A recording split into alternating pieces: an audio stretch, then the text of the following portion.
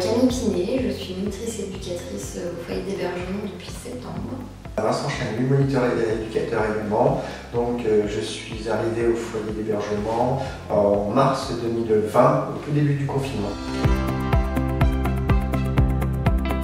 Le foyer accueille des personnes en situation de handicap qui, pour la plupart, en journée, travaillent au sein d'Athesia, donc les AAT de la Mutualité française. Et pour certains, ils ont besoin d'accompagnement dans leur quotidien et pour la tenue de leur logement. Donc c'est pour ça qu'ils sont orientés sur un foyer d'hébergement.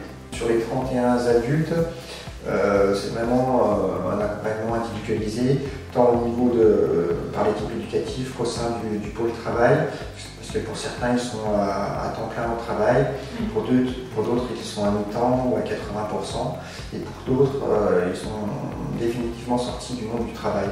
Donc là on travaille aussi avec un autre service de la mutualité qui est l'accueil du jour, où les adultes vont aussi par demi-journée faire des activités dans cet établissement. Du coup, on accompagne 31 personnes. Ce sont des adultes qui ont entre 18 et l'âge de la retraite. En termes de spécificité, c'est des personnes qui ont des déficiences intellectuelles. Les troubles associés, psychiques, des traits autistiques et puis également des trisomies. C'est leur lieu de vie et globalement le foyer d'hébergement c'est un tremplin en fait, puisqu'ils doivent après pouvoir aller vivre en logement autonome.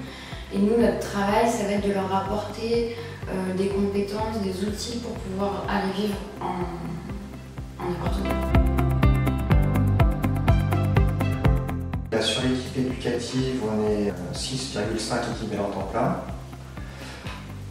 Ensuite, on a deux personnes maîtresses de maison qui équivaut à un poste équivalent temps plein. Et puis également, on a 2 postes de veilleuse de nuit. Il y a 2 équipes éducatives et dans chaque équipe, il y a un éducateur spécialisé qui fait office de coordinateur, des moniteurs éducateurs et puis un AMP ABS. Et AMP, c'est aide médico-psychologique, et des ABS qui sont des auxiliaires de vie sociale. Au niveau des missions, on a 3 professions différentes, donc des missions totalement différentes. Donc on a l'aide médico-psychologique, qui sont plus ciblées sur tout ce qui est hygiène, soins, bien-être. Ensuite, il y a le moniteur éducateur, donc nous, on est plus là pour leur apporter justement des outils sur les domaines de la vie quotidienne, par exemple sur le budget, sur l'administratif, la cuisine, on peut leur faire des ateliers cuisine.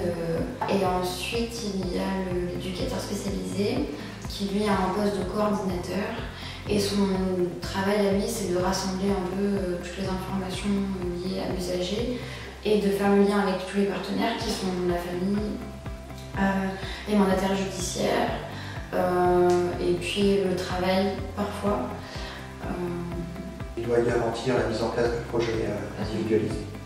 Ouais. Là, c'est tout nouveau parce que du coup, on a suivi une formation avec le CREAI de Dijon pour retravailler tout ce qui était élaboration du projet individualisé.